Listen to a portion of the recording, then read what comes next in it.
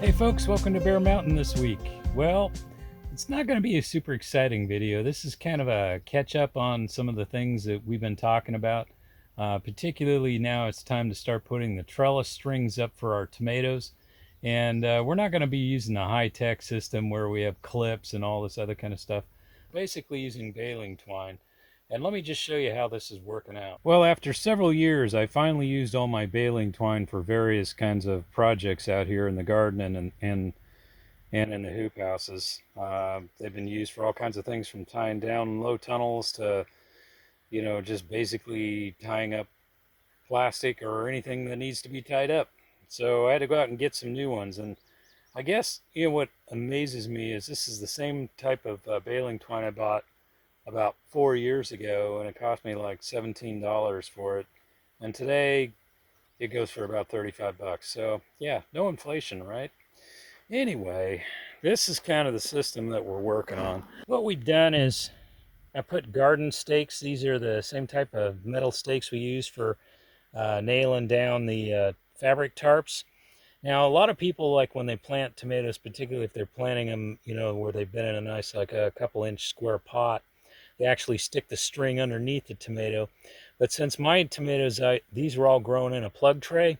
And so when I stuck them in back on Memorial Day weekend, which is about 2 weeks ago now, they were very small and they didn't have a super developed root system. So I didn't want to stick the string in at that time.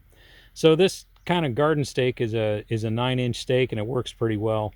And the nice thing about it is you can adjust the tension on the string. So like when you tie it off, the stake is actually up a couple inches, and then you can push the stake down to get, nice tension on the wire itself.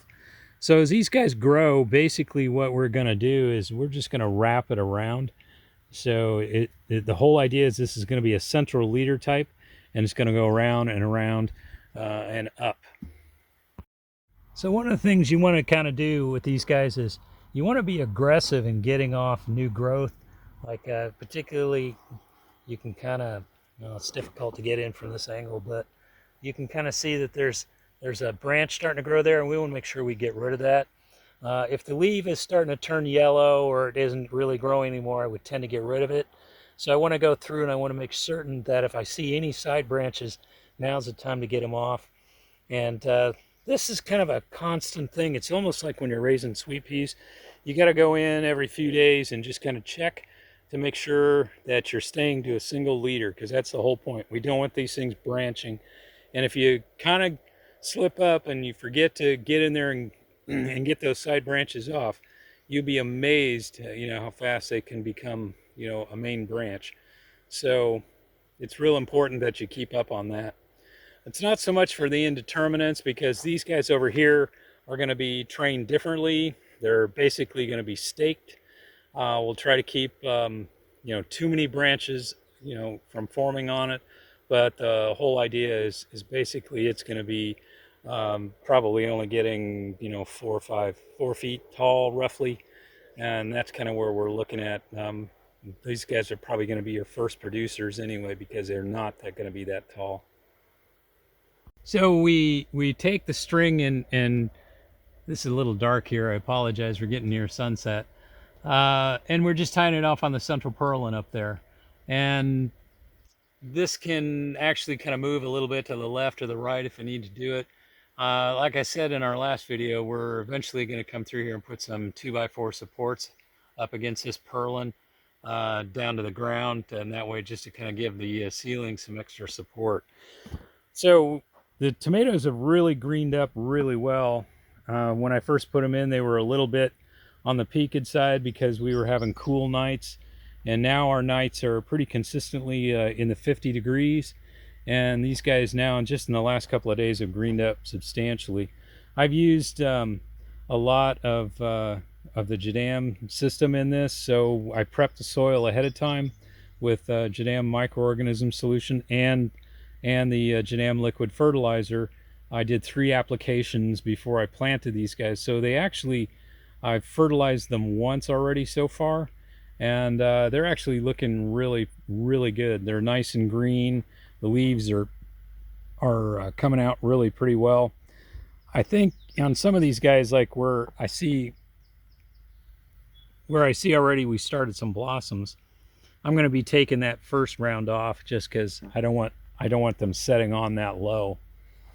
But so far I've got about 13 of these guys tied up, and I got to do the rest down this way.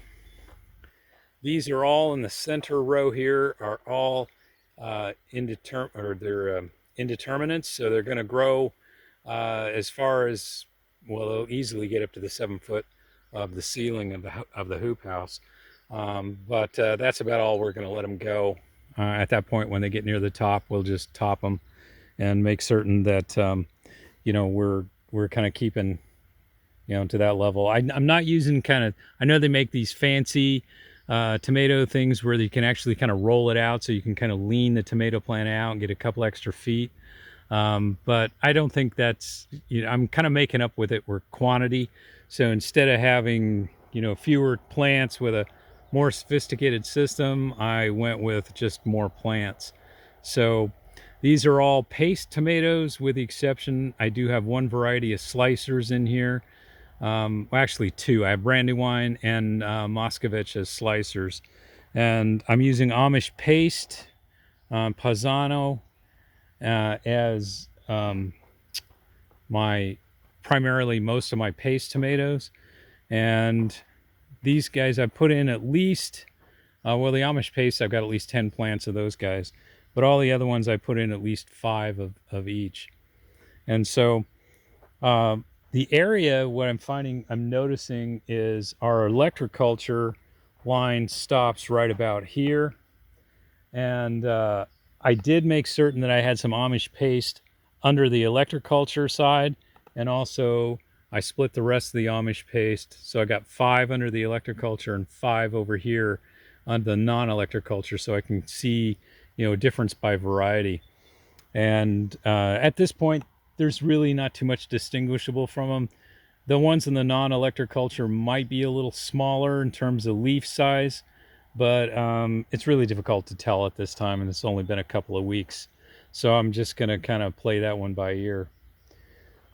We did plant some sweet potato slips over here. They're a little bit long in the tooth, so they're a little bit on the yellow side, but I'm just going to have a patch of sweet potatoes in the back. And I got a wild mint over there. That's pretty cool. And then started some late peppers. These guys are really, really small, and but they should probably, they're not going to get as tall as if they had a full season of growing. But again, I'm kind of making up for it with a number of plants. So I got a bunch of varieties in here. From some of them are hots, and some of them are just, it's like sweet bell peppers.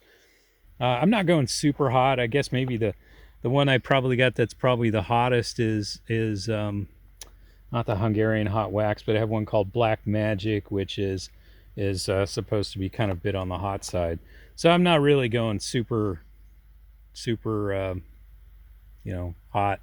We're just, enough heat to give you a nice chili, that sort of thing. That's kind of what I'm going for. So the other thing I did is I just sowed marigold seeds. You can kind of see the line of the marigolds. They just germinated. They germinated actually really pretty well. So I planted probably about a 30-foot row of marigolds. And what I'm going to do is, when they get a little bit bigger, I'm just going to kind of transplant a bunch of them around in the tomato plants and in the tunnel. And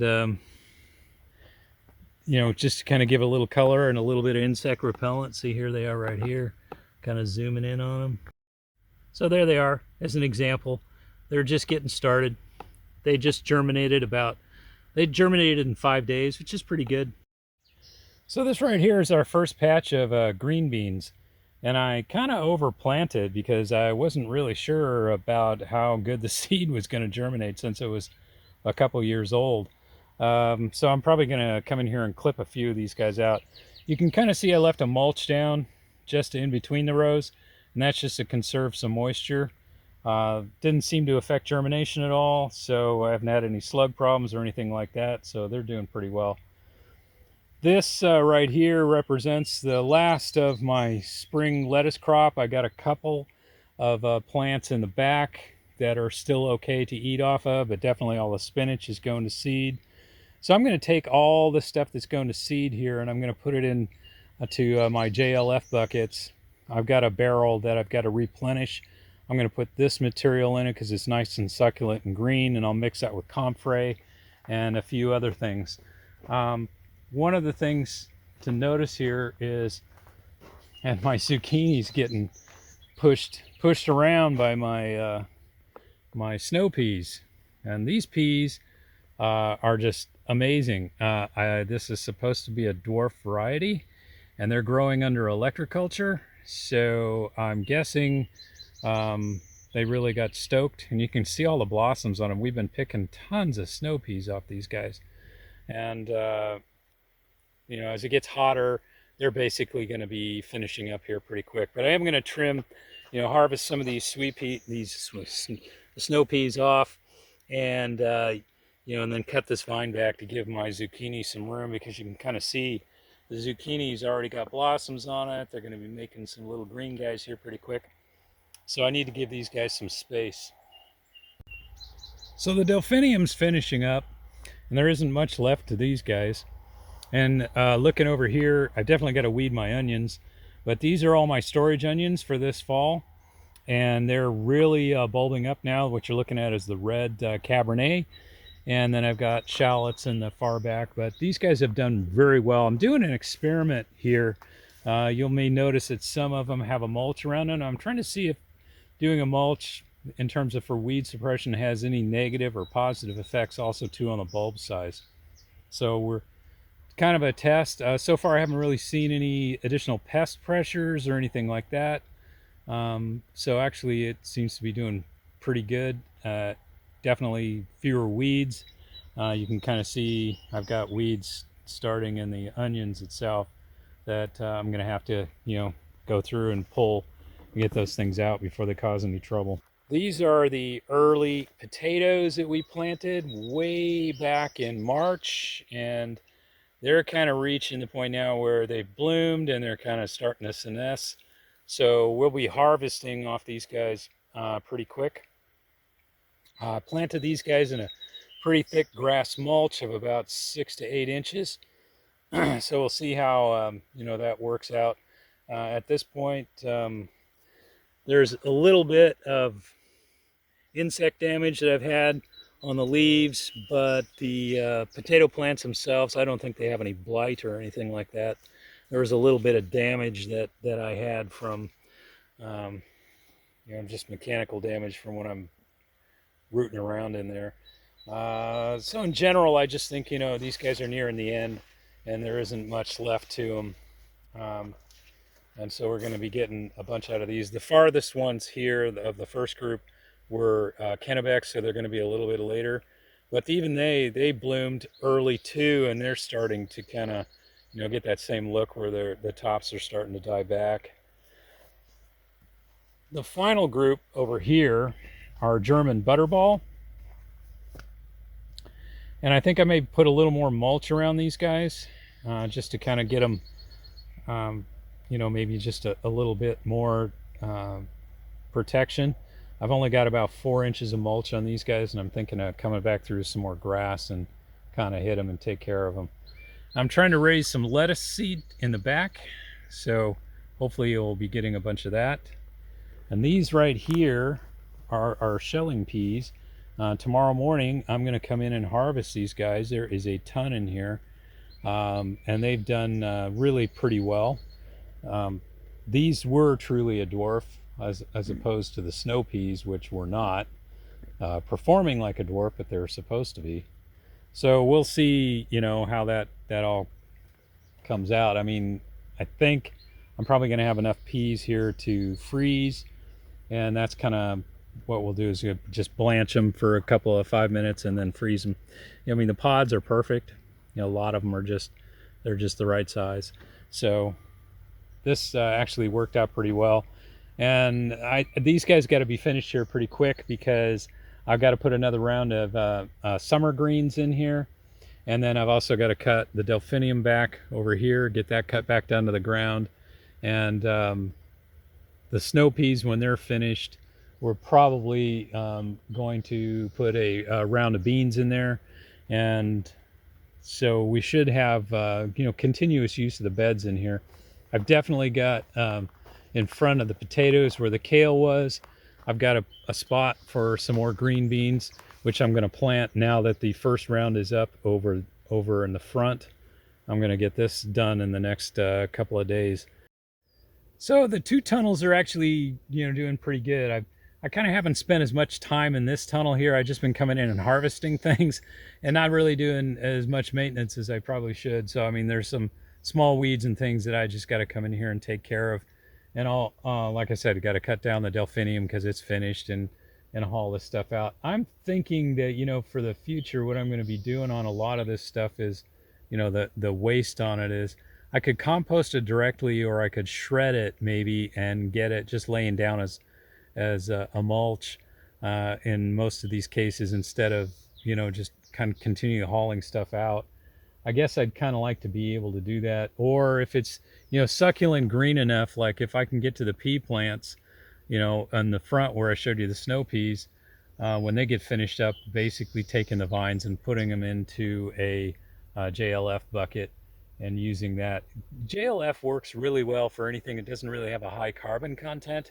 So like when you get to this time of the season with grass, they're usually putting up their seed heads and they're putting up, seed stalks and stuff like that. And those tend to have more carbon in them. They don't necessarily anaerobically decompose as well as something that's quite succulent. Like when we use comfrey as an example, that this stuff is so succulent it disappears within just a couple of weeks. So you can actually get a faster decomposition going on it. And I think that's what I'm kind of lean towards, is getting a diversity of things that don't have a high carbon content to them. So, but have a good nutrient content because they were actively growing. So that's kind of what I'm looking for. Stuff that isn't finishing up, but stuff that's in the active growing phase, and use that for fertilization. So that's about it. That's about what I've been working on this week, is just trying to get the tomato things done. I got a lot of mowing. You can kind of see behind me, I've had to take out some pretty high grass, and I'm using my scythe on that. And this is all going to be cut for mulch. It's kind of windrowed out and it's kind of drying out, but it's going to be used in the upper garden as well as around flower beds. So this kind of like got ahead of me. Normally, I would basically be using the mower, and I would have been able to keep it down, but we had too many other things going on in the month of May, and it's amazing how fast this grass around here can grow. And this year, for some reason, it's really been doing really well. Um, I've got grass that's probably 4 or 5 feet tall with the seed heads on them, so it's been pretty amazing. So I want to thank you for watching, and stay safe out there. And as always, we'll catch you on the next video. Bye bye.